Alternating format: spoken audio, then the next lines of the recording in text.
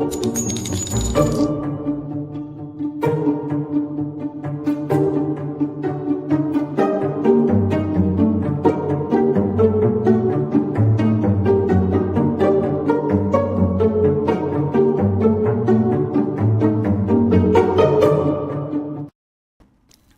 everybody, and welcome to the True Crime Squad. This is Katie Weaver. I'm here with my sister, co-host, and partner in crime, Kristi Brower. Hello. Hello. Hey everybody. Happy Wednesday. Already. Do you guys think it's crazy that we're getting real close to Thanksgiving? Yeah. And then it'll be 4 weeks until Christmas? No. Just no. It's crazy.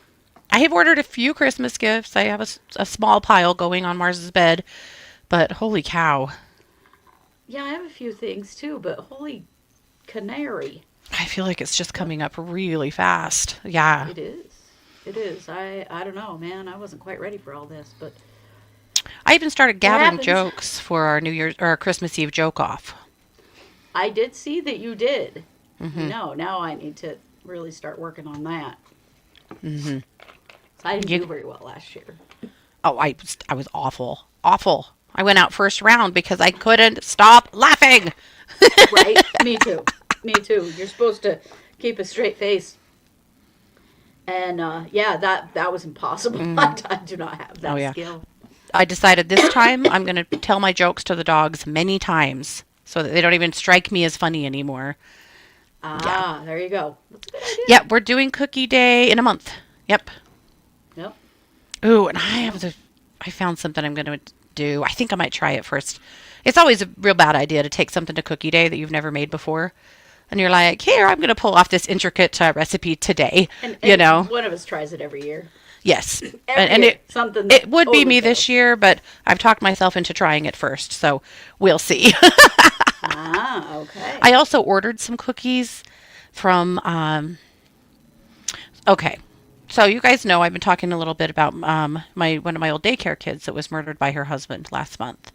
Yeah. And her sister, who's also one of my old daycare kids, is having a tremendously hard time. Not just with her sister's death, which is, enough, but her family also, she and her husband and 3 little kids, and she's quite pregnant with a 4th, their only car kicked out on them, and they've had no car. Oh, no. And there literally have been, she and the kids are walking everywhere, and he's just getting a ride to work with a friend, and life has just been really hard for them in multiple ways. But she's a baker. She has a little home bakery, and she bakes all these fancy cookies. And so I ordered cookie bars from her and sent to my kids. Then she had this cookie kit that she sends you all the cookies that made, like sugar cookies, and all the different frosting colors, royal frosting and I think another kind, in the bags, and then a video tutorial of how to make the cookies. Oh. And it's really cute. And so I ordered that as well. I just want to help her, Right. But she managed to sell enough cookie kits to get her down payment in so that she actually was able to buy a car this week. So just good. strictly on just hustling and selling cookie kits as fast as she could go. Yeah. So good for her. But at any rate, so we did Thanksgiving. I'll show you how these turned out. They're actually really freaking cute. The kit was called Easy as Pie Cookies. And the cookies look like pies. Oh. Well, yes, they do. Isn't that cute? Now, these are mine, not hers. Hers are much cuter. But but that's how they turned out. They're very cute. So I ordered a Christmas cookie kit from her to have sent, close to when we do our cookie time. And I'm already looking at how she did hers, and my God, mine won't look like that. But No, me neither. Yikes. Yeah, for sure. So anyway, that's what I did. So if you need, if you want to buy cookies from her, I'm not sure. She just does this on Facebook. But I think I can probably just share her Facebook with you guys. And then you can... Yeah, and we can put it in Discord too. Yeah, let's do that actually. We'll put it in Discord. Okay, yeah, that's so much easier. Yeah, she lives in Spokane, but she ships them all over the place. So, Oh, cool. I was yes. thinking she does bar cookies. Ooh, I'm gonna check that out. Yeah, the kids said they were amazing. They had a house party going on, so they pulled them out. So, yeah, pretty fun. Yeah, so watch for that in Discord. That'll be the Yeah, easiest I'll way. put it up in Discord. You guys can find it. Or if you don't see it in there, just send us a message, but I'll connect you with her. Anyway, so that's kind of fun. So that's part of the cookies that I'm going to do. I actually have already purchased them. But Great, though. What a cool idea. that's my thought too, Tom. Discord's a little safer place to put her info. And unfortunately, still no arrest yet in Caitlin's murder. Ugh, This is Washington, man. yikes. Yep. That's terrifying. It is. So I'll keep you abreast of anything that changes with that. I've been talking to the victim's mom. I have a ton of pictures. I have a ton of info. I just don't, I'm not going to share it yet because legally, I'm not going to share it yet. No. We gotta not wait. until he's been charged with something. That's just not in our best interest. No, not in ours. Or maybe, I wouldn't want to do anything that got in the way of anything. So we're going to stay back. But anyway, that's what's going on. So, yeah. Nice. Well, we've got all kinds of stuff going on today. One thing to note is that Lori Vallow has a hearing tomorrow. Yes. It's the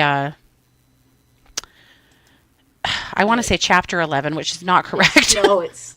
Oh, I know. Rule 11. Rule 11. Yes. I know. The first thing I thought was Chapter 11. Lori's taking out bankruptcy. No, she's not. No, This not is her competency. Yeah. So Justin Lum has received permission from the court to film it, but not live stream it. So he's filming it for distribution. And so we will be able to share that with you later in the day tomorrow, but we won't be able to stream it because the court said no. I'm hoping by our 3:00 show, maybe we'll be able to stream that. Uh-huh. Yeah. That would be amazing. Yeah. Yeah. So we'll see if it gets up that fast. But yeah, we'll see. That's true. She is morally bankrupt, so there is true. that. She's Yes. already filed that bankruptcy. Mm-hmm. Definitely.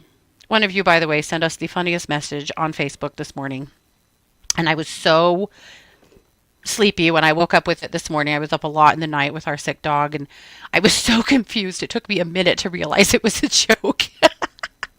But we said we'd been catching some shit over our opinions about the Delphi trial, which I'm going to say one more time, I don't think are that controversial. A lot of people are saying the same thing we are, but okay, that's fine. It's whatever. But one of you messaged us and said that you think that we were being very irresponsible, dangerous with that information. You think that we are very potentially pronouncing some names wrong. It took me a minute too. I was like, what? Oh yeah. Okay. Thank you. I was needed like, that laugh. Right. I'm like, oh no, what now? Because we've gotten hammered in a few places. And I was like, I can't do any more stress. And then after I sat with it for a minute, I'm like, oh, this is a joke. Oh, for Christ's sake. That's actually really funny. Anyway, so thanks for that. That was funny. We needed it. Yes, we did. Yes, we did. Yeah. Well, there's How some dare wild us. stuff, right? You know what? Let's just start it out with Kori F. Richins. Oh, good Lord. Speaking of morally bankrupt, let's do it. So Kori is supposedly going to trial in May. If that really happens, I will be damn surprised. But we'll see. We'll see. I'm just done ever getting my hopes up that a trial's ever going to start when it's supposed to, because Right? Anymore. Never. it does not. But Kori's attorneys were arguing for bail yet again. This is the second time that they've argued for bail. And This is such a weird, how long has she been in jail? And they think they're going to get a bail hearing? I know, it's kind of wild, but they seem to think that part of the reason why is because the prosecution has dropped 2 charges. And they're like the trafficking charges, the drug charges. So they're like, oh, so see, this isn't that bad. I mean, she's only charged with, like, what, murder? So she should definitely get bail. Yeah. Oh, boy. Mm-hmm. Big tears, Kori. Her attorneys are not that concerned about her in that picture. The lady with the hand that's just like... She's like, enough of that, bitch. She's not even actually touching her. That is hilarious. Yeah, so... Like, Kori, you didn't actually think you were going to get bail on murder charges, first-degree murder charges, did ya? Jeez. She is that entitled, so I'm going to say yes, she did. So she did, her lawyers said, she's been using her jail time productively. She has been taking classes. She has been doing amazing. So the judge was like, yeah, but here's the thing. He said that because of the lengthy prison sentence she faces, which could result in her dying in prison, that was probably nice to hear, he determined could create a powerful incentive for Kori to harm herself, threaten witnesses, or flee the court's jurisdiction if released on bail. Because, remember the walk the dog letter? Yes. I mean, she's already made it very clear that she's tried to create all kinds of chaos while in jail. Yeah. Her being out, trying to get her mom and her brother to do her bidding? Holy shit. The chance of her, I think, trying to intimidate witnesses is extremely high. Yeah. Yeah. So he said no to that. He also denied the defense's request. They wanted a 12-man jury rather than an 8. And the judge said that he did not feel like that was necessary at all. That's interesting.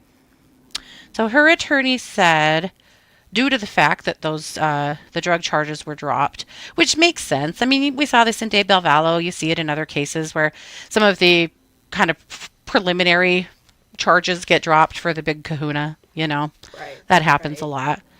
So here's what she said. This is Kathy Nestor, Richens' attorney.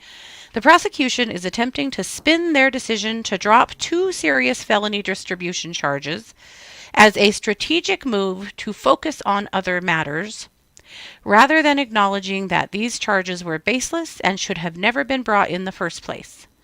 It's remarkable that a prosecution would think they can bring such serious allegations without sufficient evidence, then simply walk them back without scrutiny. Oh, goodness. I think most of us have read the arresting docs, and... Yeah. I don't know, Mama. Not sure about that. Yeah. Yep. Mm-hmm. Yeah, the argument about the kids was absolutely ridiculous. Yeah, it was some real nonsense. I mean, they're doing their jobs, so, props to them. But, hey, yeah. I'm impressed they even got the hearing at this late moment in this trial, but in this case, but I guess because they dropped those charges. But, holy cow. I can't get over her attorney with the hand just not even touching her, like, they're there. Maybe stop doing that. Yeah. So no bail for Kori. I would have been stunned. Can you guys imagine if that would have happened? I would have been shocked. Oh, I would have been pissed. I can't even little imagine. Kids in this case, like, yep. She should stay as far away from them as possible. Yeah. Yep, for sure. Alrighty. Well, with that, let's see. Well, actually, there's quite a few. There's some updates, at least, in Hamlet. Oh, do you want to talk about that? Interestingly, we covered the Hamlet case and the Simpson case this week, and then arrest docs and things were finally unsealed and information came out. So we've got a lot to share on both of those cases that will help plug some of the holes.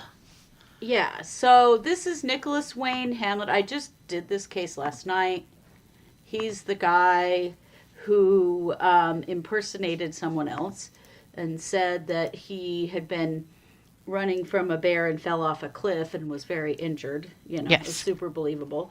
They find poor Stephen Lloyd, but Stephen Lloyd, he's identified himself as Hamlet has identified himself as Brandon Andrade, but they find that the body is actually poor Stephen Lloyd, who Hamlet killed to steal his identity and then went on the run. So we talked about that case last night.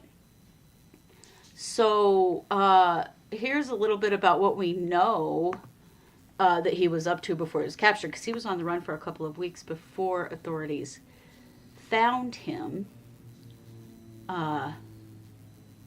He's such a little shit, I gotta just say. So after he killed Stephen Lloyd, allegedly, and made the 911 call and then went on the run, he took a Greyhound bus from Knoxville. This is in Tennessee, from Knoxville to Columbia, to Columbia, South Carolina. And the Chapin County Police Department, which is there in the Columbia area, joined the search for Hamlet because they knew that he had family in that area, and they kind of expected that that's where he was going to go. I guess at one point, a resident of a nursing home in the Chapin area said that they saw him, but they weren't sure of that. There were pictures of him everywhere because they really wanted the public's help to find this dude, because, you know, who knows who was next on his little list of stolen identities. Remember, he was out after having been convicted of attempted murder and kidnapping charges, sentenced to 20 years in prison, only served 4, was in prison from 2012 to 2016. So this is a dangerous human being. After that alleged sighting by the nursing home resident, the U.S. Marshals who were looking for him felt like he was still in that same area, and they offered a $5,000 reward leading to his arrest. They thought he was moving around between Chapin and Harbison State Park. Then they kind of thought he wasn't in the area anymore. And then some unconscious man was found at St. Andrews Park. Somebody called an ambulance, and he was taken to Park Ridge Medical Center and then transferred to Prisma Health. He was treated for severe dehydration. That's when, so he'd been, I guess, running and not taking very good care of himself in the midst. And he told the hospital, this little shit. He told hospital staff that he didn't remember anything, and that the hospital staff had said that he was acting like maybe he has amnesia. Convenient, not. That he remembers being in the Harbison area Halloween night. He doesn't remember anything after that. On November 10th, a hospital employee recognized him from all of the wanted posters for him that were going around. And so what had happened is, because he couldn't remember who he was, some medical personnel were looking through records of missing people, looking to see if they could see if maybe this dude was missing from somewhere. Boy, was he. A stable genius, this man genuinely is. So police were called, of course, and, you know, the police immediately recognized him as the guy they'd been looking for, and they scanned his fingerprint and, to confirm his identification. He was released today from Prisma Health and is now in the Alvin S. Glenn Detention Center in South Carolina, awaiting extradition to Tennessee for the first-degree murder charges in Stephen Lloyd.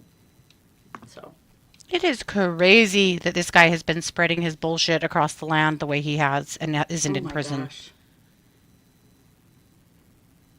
It's honestly such a huge miscarriage of justice. It is. It's just gross.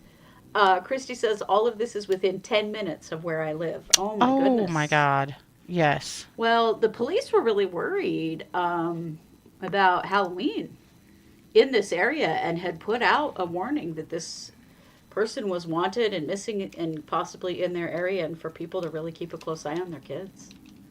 It's Yeah. scary.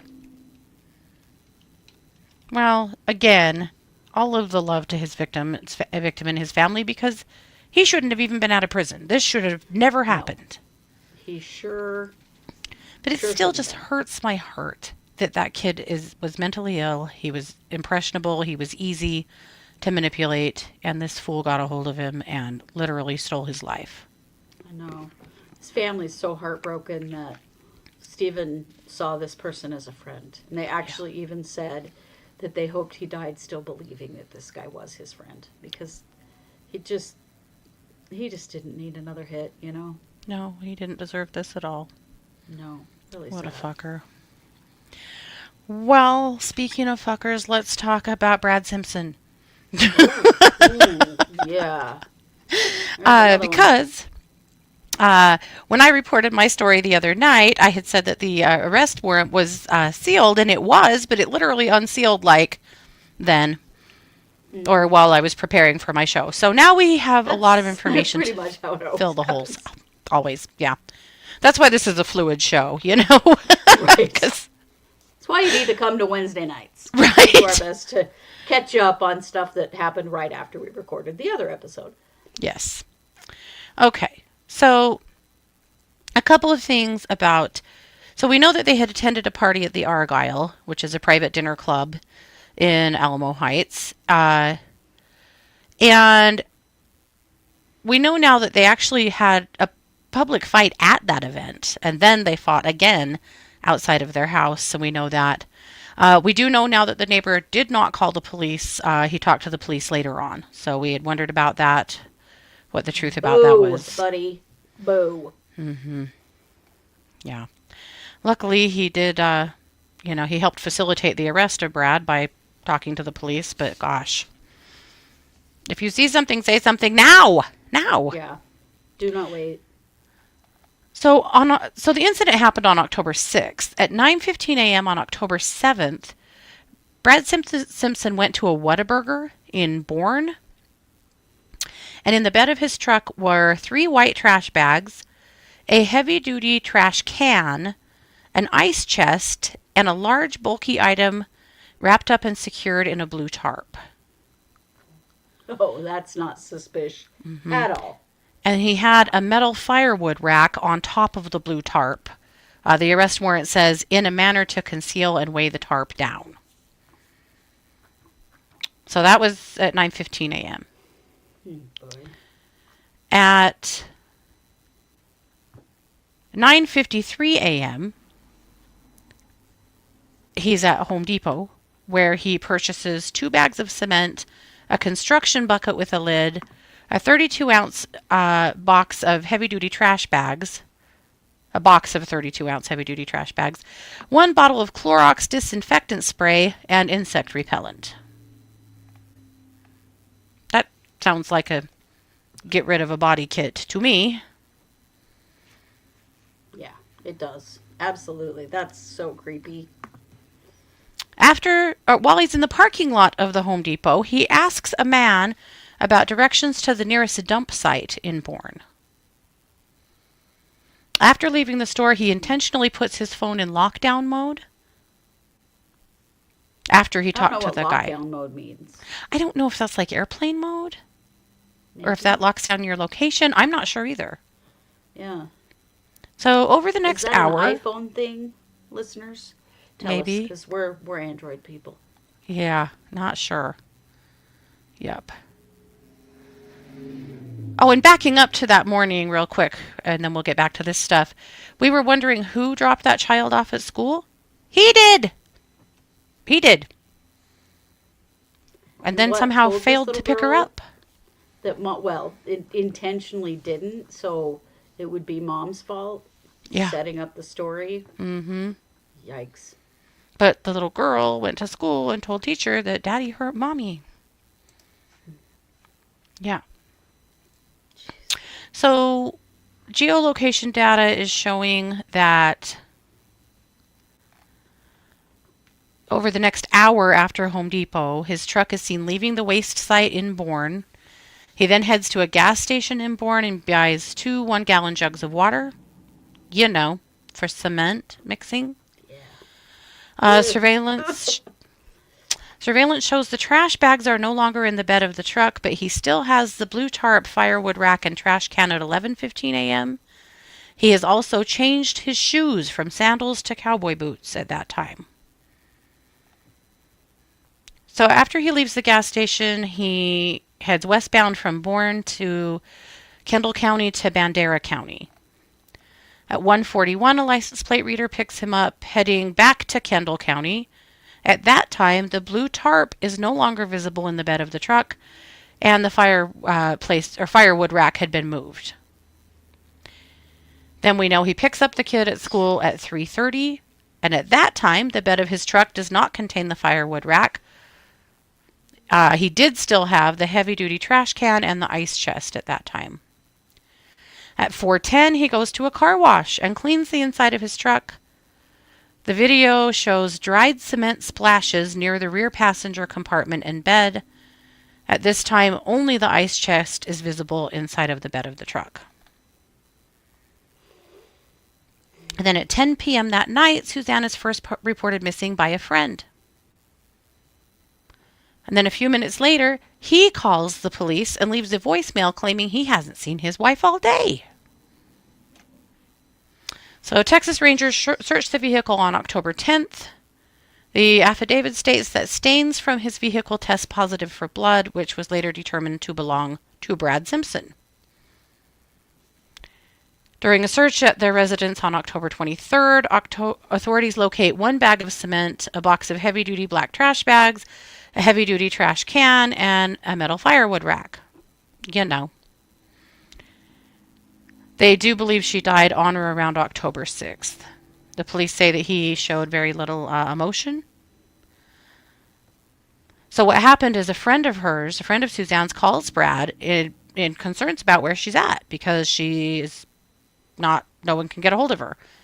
And at that time, he hasn't called the police or 911, so the friend does. So then he's like, shit, I better call the police, and cover his ass. At this point, nobody that knows Suzanne has any question about what happened to her. Right. So he's a real genius to have visited all those places so that all that film could be taken of what was in his truck. Yeah. So according to the affidavit, he claims that his wife lost her cell phone while she was at a local Heb. And that... Heb? It's a grocery store. H-E-B. Oh, okay. Maybe you guys call it H-E-B. We don't have them here. I've always called them Heb. Oh, yeah. Better tell us. We don't know. Yeah. I don't want to be dangerous with getting names wrong. Oh, these guys are also saying that lockdown mode is definitely as an iPhone thing. Okay, sure. So they have surveillance footage of Suzanne with her daughter the night of October 6th, leaving the store right after the Argyle. After she left Heb, she called a family friend and went to their house. And at 9:16 p.m., she called her mother to say that Brad had assaulted her. Then they later learned that her phone was suspended at the request of the subscriber at or around 9:16. So she didn't lose her phone. He shut it off. Boy, this doesn't smack of domestic violence at all, right? Oh, my God. Right? Yeah. Oh, it is spelled out as H-E-B. Okay, good thing I asked. And I've heard that those are awesome grocery stores. We don't have them. I have no clue. Yep. So on October 9th, they execute a search warrant at a home in Bandera County, which we know is...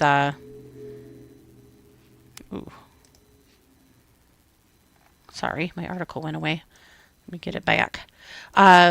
We know that, they have the arrest warrant at Cotter's house because of the gun situation.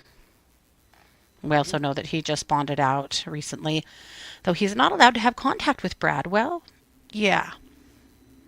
Well, at the very least, my God. That'd be good, yeah. He told a family court that his wife was probably in Austin with friends because that was her happy place. Yeah. So he had appeared via... Irene says HEB Henry Earl Butts. I have no idea if you're being serious or if that's funny. It's a joke.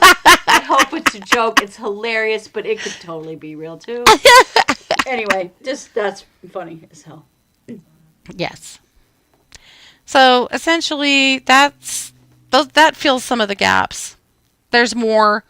There are people coming out of the woodwork saying that she had told them that if anything happened to her, to look in the bottom of the lake because it would have been him. There's where did he leave the body? They still haven't found it. They're still looking. Well, he went to the landfill, but then he also drove 2 counties away to something else. And they searched that landfill for 4 days. Yeah. Yeah. Yeah. So. But the blood they found on the truck was his. Yeah. Interesting. Mm-hmm. So, I mean, obviously, it sure makes you think that she was in the tarp. But then again, what was in the bags? And were the bags just trash and he did throw them at the dump?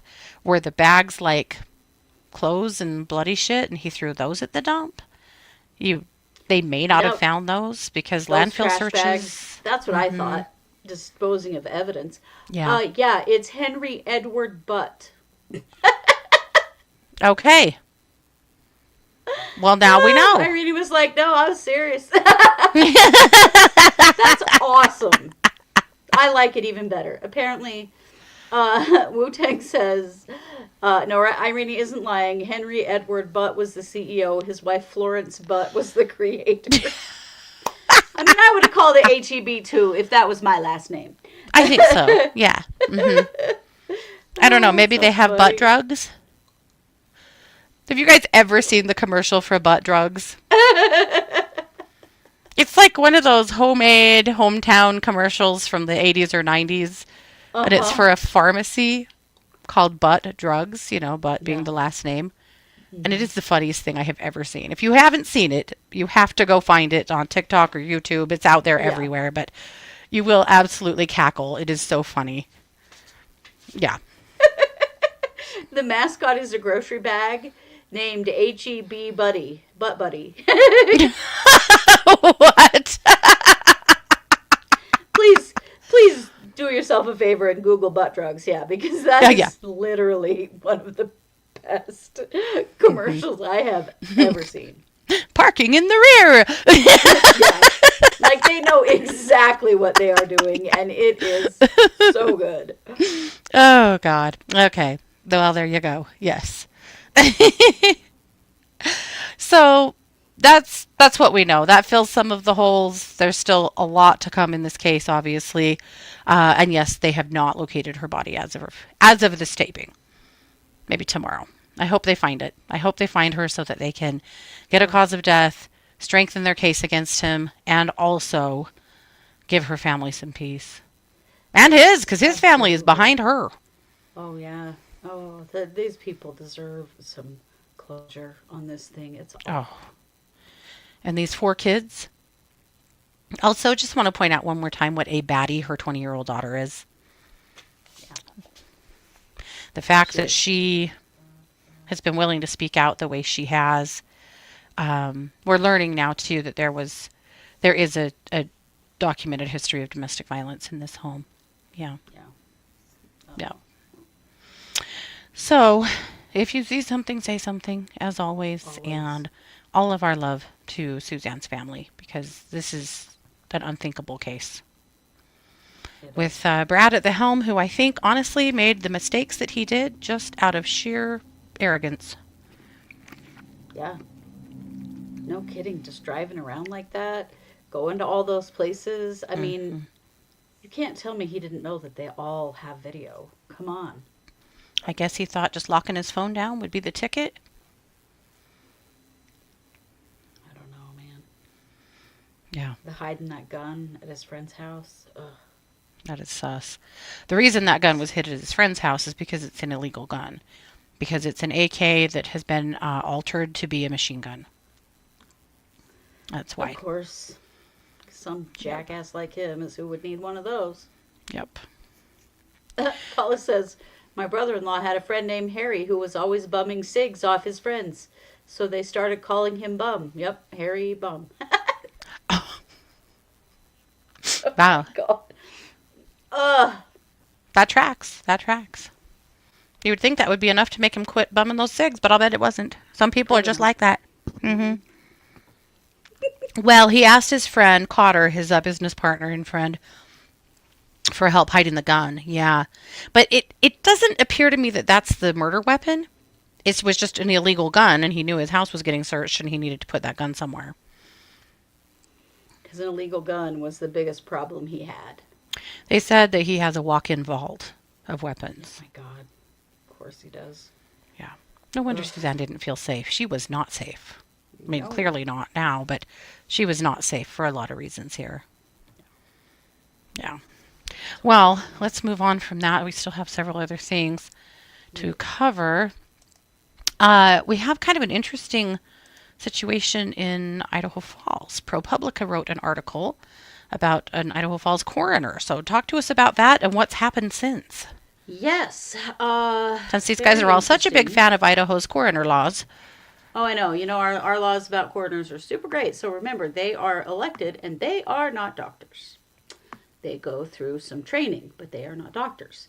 So an article has just come out recently about a family here in Bonneville County. This is my county in Idaho Falls, Idaho, where I live. A family whose baby passed away in the night.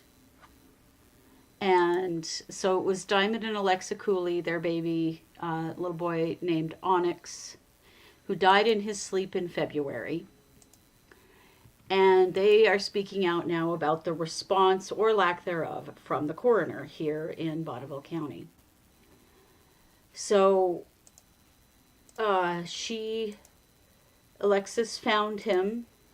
I'm not quite sure how to help you with that. Oh, no, thank you. The wrong Alexis heard me say that. So anyway, found the baby, passed away. Calls 911. The police and the ambulance come. Desperate for some help. Baby's not breathing. His body was cold. The medics performed CPR on. He's just a newborn. He was only 12 pounds, teeny little baby, and no, they did CPR. No, nothing. They transported him to the hospital. The doctor there pronounced him deceased 2 minutes after they arrived at the hospital. Yeah. So, of course, the Coolies are devastated. Yeah. They've lost their baby. They do not know what's happened. And now they feel like that the Bonneville County coroner did not do his job, which would be to find out what happened. This was an unattended death.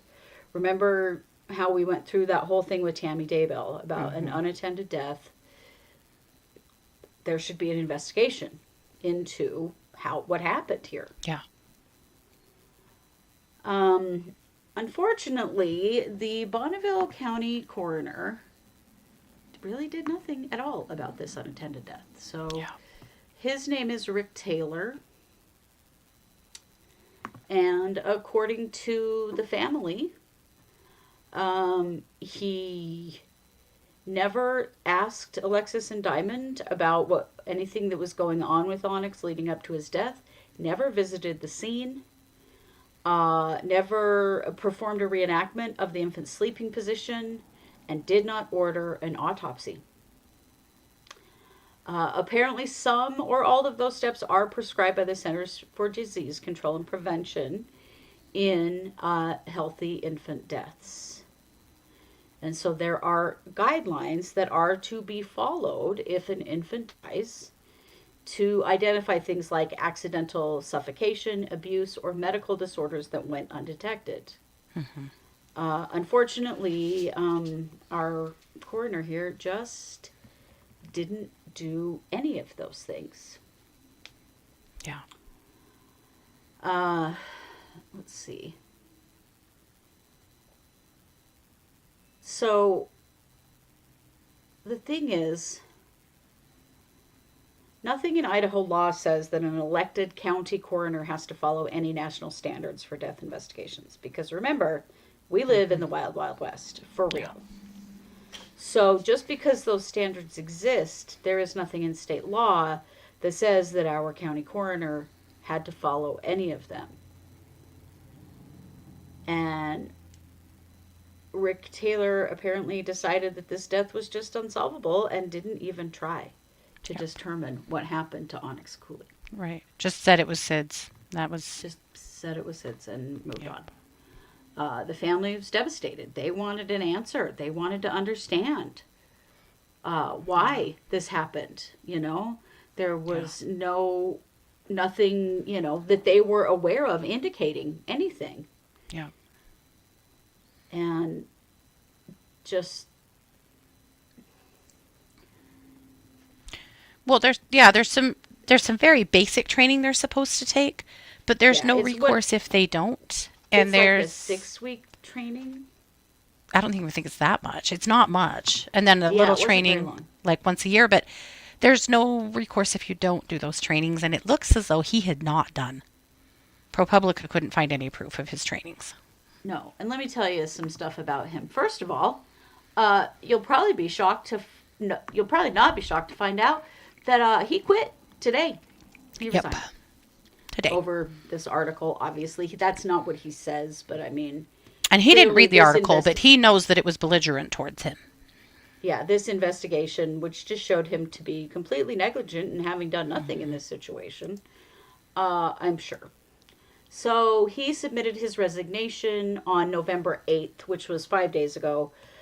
This article came out yesterday, I think.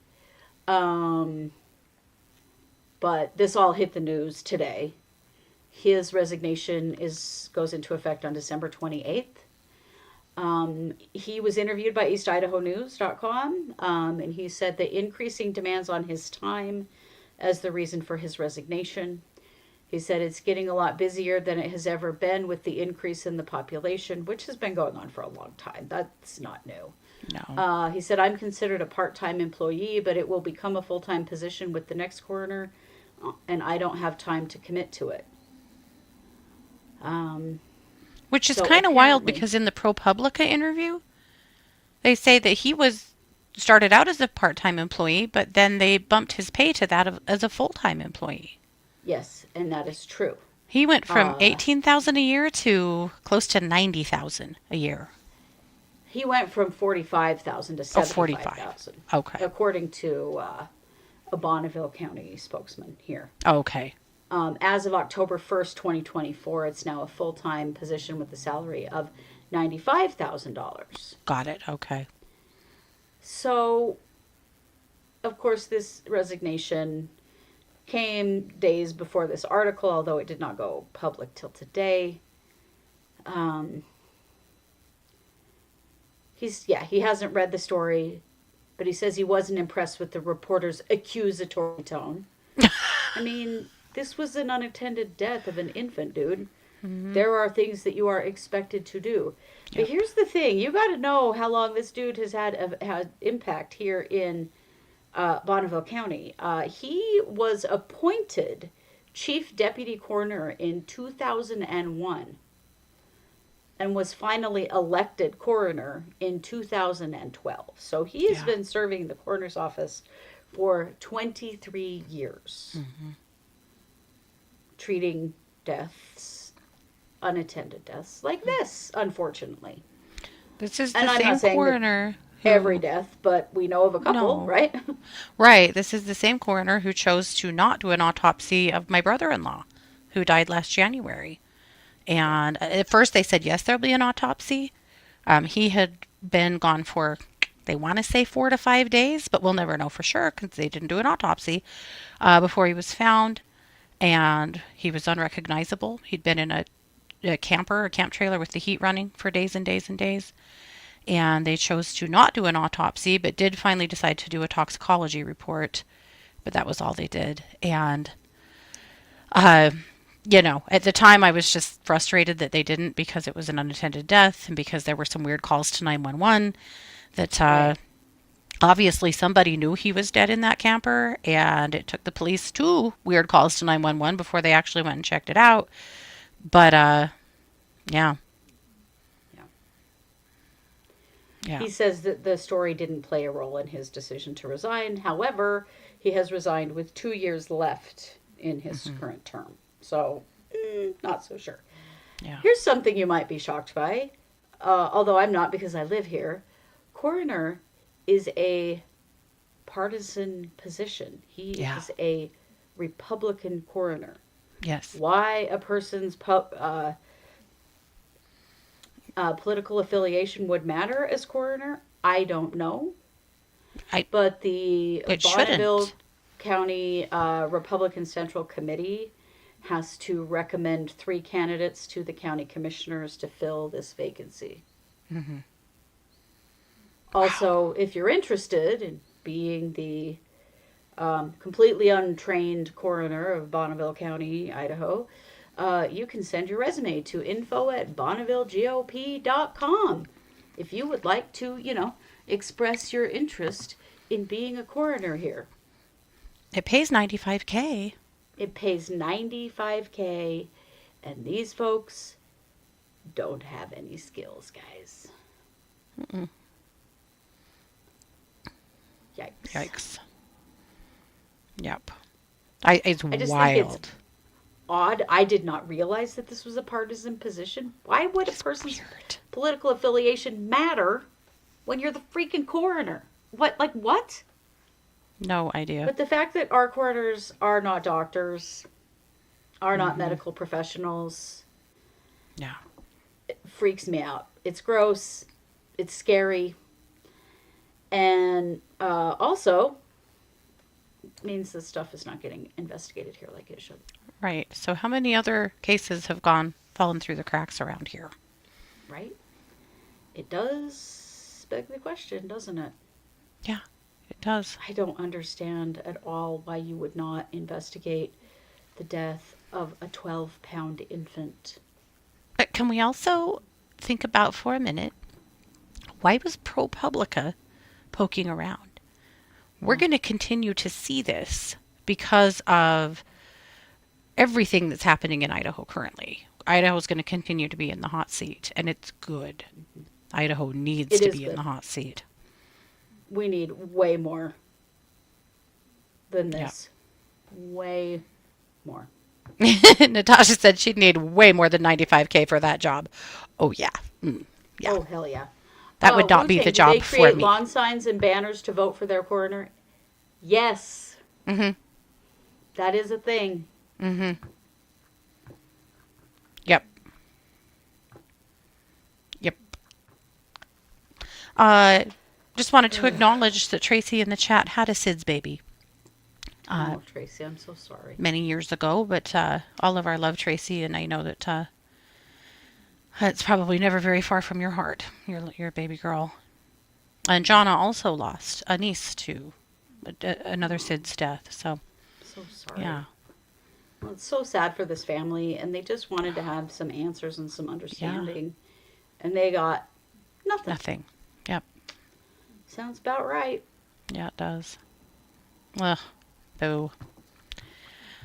Yeah. Well, our last story tonight is some crazy shit coming out of New Mexico. Oh my God. Hooray. So I'm going to tell the first part of the story, and then Kristi, you're going to tell us the second part of the story, I think. Yes. Yes. So, because we both accidentally assigned ourselves to the same story. But Kristi did a better job researching than me, so she's got more. All right. So this happened in Howell, New Mexico. And it's happened on November 5th. The Lee County Sheriff's Office said a resident reported having an unsettling encounter while giving someone a ride. Oh, no.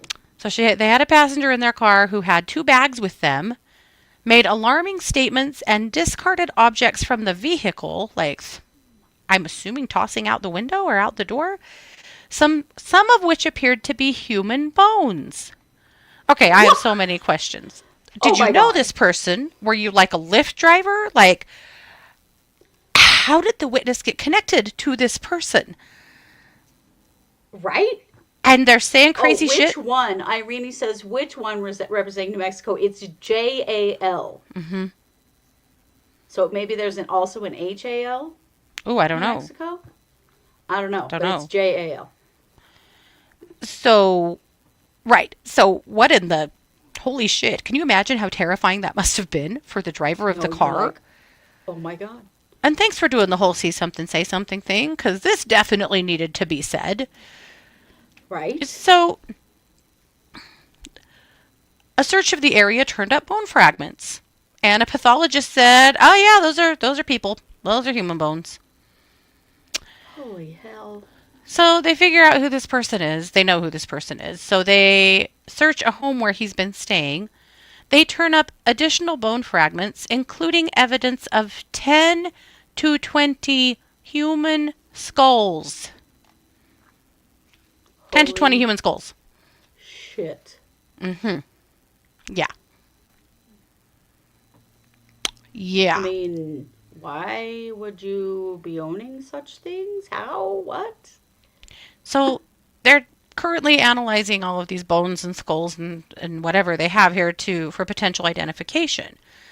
There is a missing person named Angela McManes who went missing in 2019. And Kristi, you're going to tell us more about her. But the sheriff's office say that this case is closely tied to her disappearance. Her last known residence was near this man's address, where many of the skull fragments were discovered. But get this, they haven't arrested him. He's not facing any charges currently. And he's telling the police that he bought all these skulls and bones online. What? As you do? What? Why? So my first thought is, have we just found all those missing heads from Denver from a couple of years ago? Oh, no. Right? Also, who? Okay, we know who. It's funeral homes, right? It's funeral homes that keep doing this shit.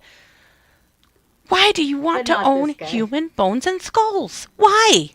I don't know. Teresa says the dark web, probably. Probably, yeah. But I'll tell you what, in poor little Angela's case, no. This guy did not buy her skull. No. So tell us about Angela. A much more terrifying way, I'm quite sure. So, this is Angela McManes. Angela McManes was 4'11" and she weighed 90 pounds when she went missing. Oh dear. A tiny little woman who was very ill. Medically, I think also mentally, maybe had some addiction issues. I'm not entirely sure. But guess where she went missing? Hall, New Mexico. She's been missing since May 14th of 2019.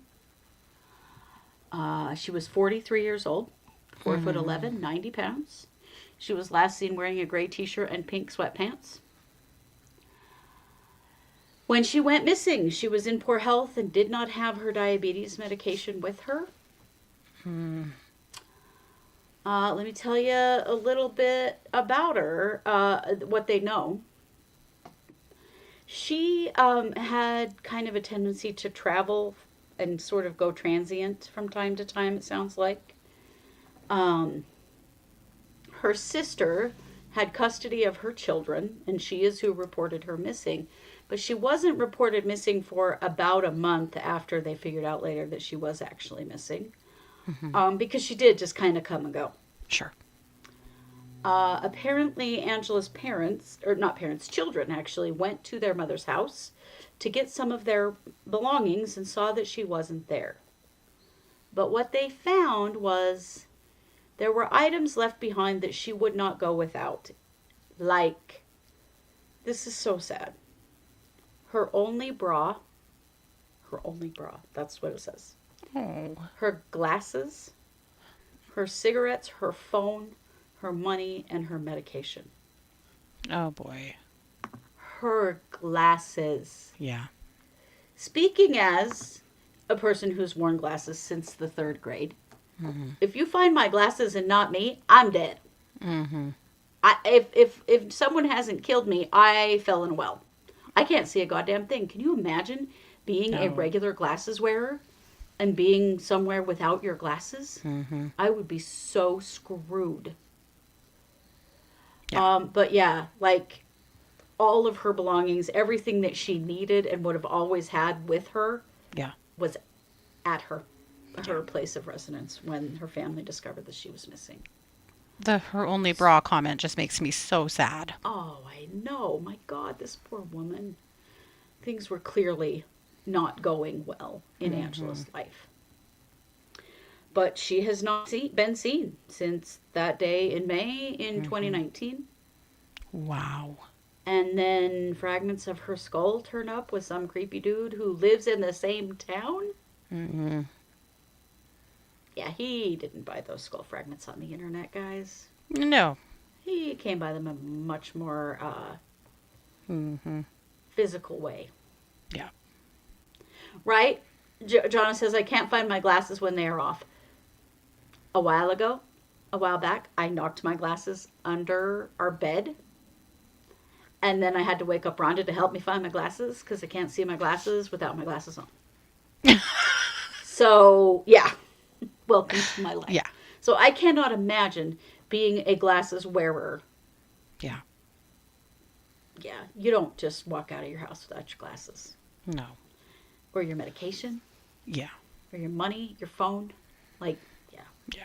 So we'll keep an eye on this. I am assuming an arrest is probably pending. They probably are just getting their ducks together, but Yeah. whew. Exactly. So it's just very sad for Angela's family. Maybe this will give them some closure. Yeah. For her, to if they can get some understanding of why did this person have. Yeah. I mean, this is screaming serial killer. Yeah. I mean, why else would this person have bone fragments of 10 to 20 skulls? Holy shit. That's just unfathomable. Yeah.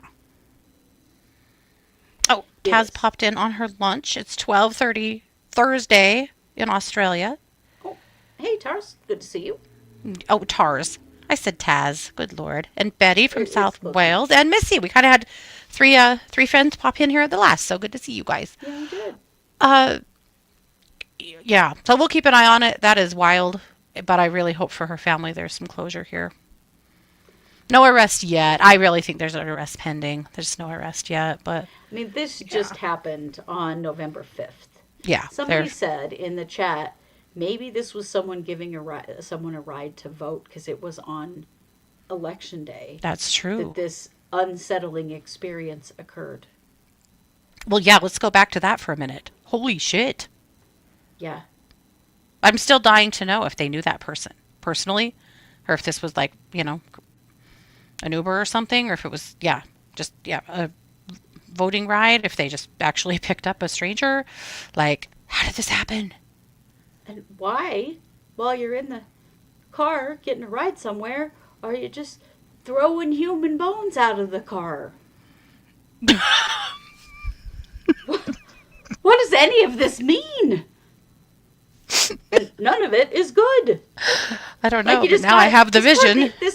He had 2 bags with him. And, Yeah. And he's rifling around in them and throwing bones out the window. Like, And what in saying the- weird shit. And tossing bones out the window. What? Yeah. Whoever was driving that car probably thought they were fixing to die. Probably. I would Oh have my just driven gosh. directly to the police station and honked. And then Right. called 911. I'm in the parking lot. Oh, scary. That is bananas. Yikes. All right. Well, we'll watch it. Well, that's what we've got. That is all of it. So we'll keep an eye out for Lori's hearing tomorrow. Hopefully, we'll be able to share that for our 3 o'clock episode. If not, we'll be here 3 o'clock live with something else. So Yeah. one way or another, we will be here. But hopefully, we'll have that Lori's not Chapter 11 hearing from tomorrow. Rule 11. Rule 11. Rule 11. It's stuck now. It is stuck. I know.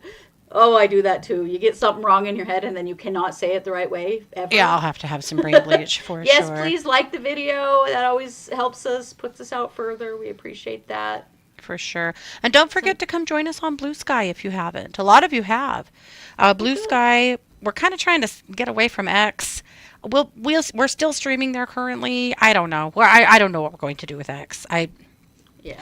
It's become the absolute meanest place on the internet. And I don't know about you guys, but I can't do mean currently. I just can't. No. So I don't want to. So we are taking a spin over on Blue Sky, which has turned out to be a very pleasant place to be. It's a social media app. It's very similar to Twitter in its interface. Okay. Yeah. I need to go join us on Blue Sky. I haven't even downloaded it yet. I need to go do that. I told my husband, I said, when we joined him, I said, are these guys publicly traded? When I went and investigated, and yes, they are. I'm like, I sent him the NASDAQ. I'm like, you got to invest in these guys because a lot of people are headed over there. This boy did not listen to me.